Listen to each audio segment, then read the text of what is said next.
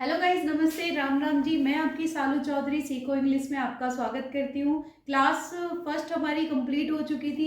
आज हमारी class 2 start होने जा रही है। ठीक है, इस आज का जो टॉपिक रहेगा हमारा रहेगा punctuation marks.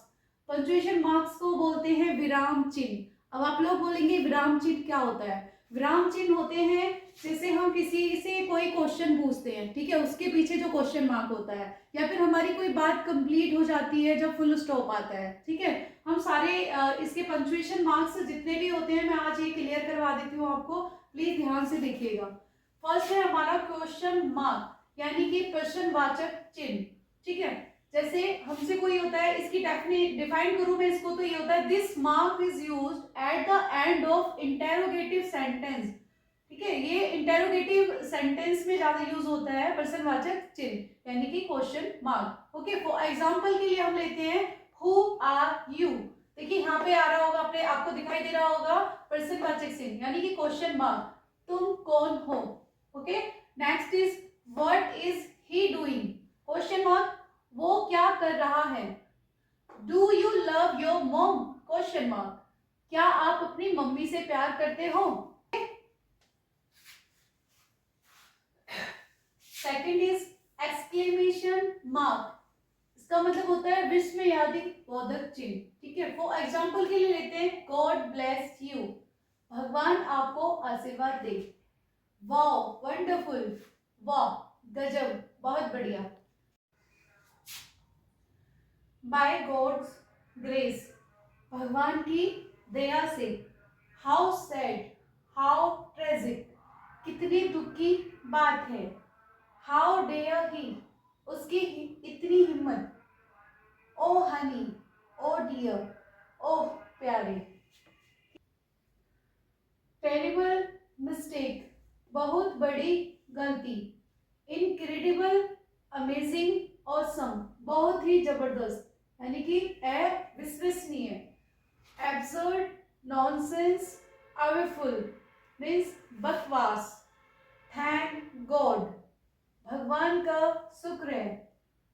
Hari, hurray, that's it, ये हुई ना बात, जीत की खुशी। टच वुड, फिंगर क्रोस्ड, नजर ना लगे।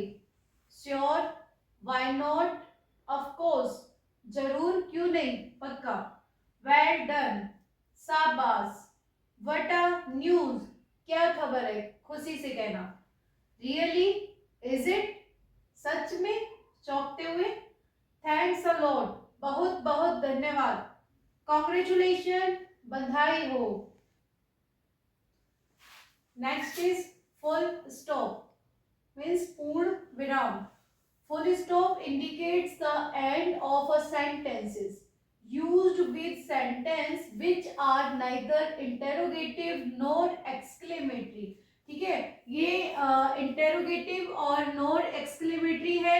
ठीक है, फुल स्टॉप का मतलब होता है जब हमारी कोई बात कंप्लीट हो जाती है तो तब हम उसके बाद फुल स्टॉप अपना यूज करते हैं। For example, I am coming, Ram is a good boy. Full stop का यूज हम एब्रीविएशन के साथ भी होता है, जैसे कि abbreviation are basically the short form of a group of words. For example, MP, member of parliament means सांसद। MLA, member of legislative assembly means विधायक। पीएम, प्राइम मिनिस्टर, प्रधानमंत्री। फोर्थ है कॉमा यानी कि अल्प विराम। While speaking, when you need to give a short pause in a sentence, comma is used। जब हम किसी वाक्य को बोलते हैं या वाक्य को लिखते हैं तब हम देखा होगा आपने कि मतलब हम किसी को राम, थोड़ा सा रुकेंगे, उसके बाद हम लिखेंगे कम हेयर। ठीक है, तो इसीलिए हम इसका कॉमा का यूज। ठीक है ना, जैसे एग्जांपल में हमने लिखा हुआ है राम कम हेयर, राम यहाँ आओ। If he comes I will not come, अगर वह आएगा तो मैं नहीं आऊंगा। ठीक है ना। फिफ्थ है कोटेशन मार्क्स। ओके, कोटेशन क्या होता है, शुरू में एट द बिगनिंग, ठीक है। और अंत में ये कोटेशन, ये वाला जो इसको बोलते हैं कोटेशन, ठीक है, ये शुरू में लगता है एट द बिगनिंग, और ये है अंत में यानी एट द एंड में, या जब जहां पर हम क्वेश्चन एंड करते हैं वहां पर, ठीक है। Saying of someone, sorry,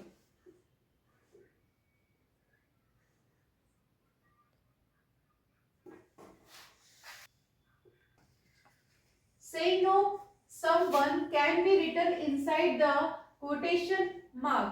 For example, Ram said, I am the best. Ram ने कहा मैं सबसे अच्छा हूँ। देखिए आपने स्टार्टिंग में देखा होगा, यहाँ पे स्टार्टिंग में जो हमारा ये कोटेशन मार्क है वो इस तरफ है, ठीक है।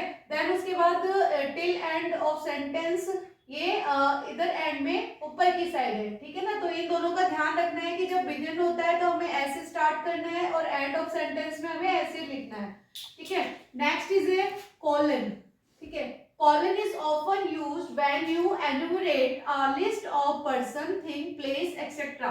कॉलन का मतलब ये होता है जैसे कि हम किसी को जैसे किसी पर्सन, थिंग्स को एक्सप्लेन करते हैं ना, तब हम इसका यूज करते हैं। जैसे आई हैव मैनी थिंग्स, ठीक है, जब हम किसी वस्तु को एक्सप्लेन कर रहे हैं। For example book, pen, vegetable, sugar, rice etcetera, ठीक है, करते हैं इसमें कॉलन का यूज करते हैं। I have many things, okay. Next is 7 is semicolon, यानी कि अर्ध विराम। Semicolons basic uses can be understood through following. Example के लिए है, meeting was held on 25 October 2008, ठीक है। फिर उसके बाद देखो हमने यूज किया है सेमीकोलन, क्योंकि हमारा ये पूरा सेंटेंस यहाँ पे हो रहा है, ठीक है। देन उसके बाद 15 जनवरी 2010 एंड 23 मार्च 2012, ओके। देन उसके बाद आता है एपोस्ट्रोफी, ठीक है, अपोस्ट्रोफी,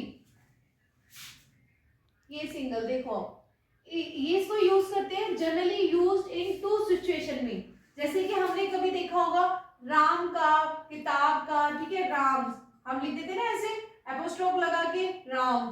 फिर उसके बाद बुक्स, ओके, मदर्स।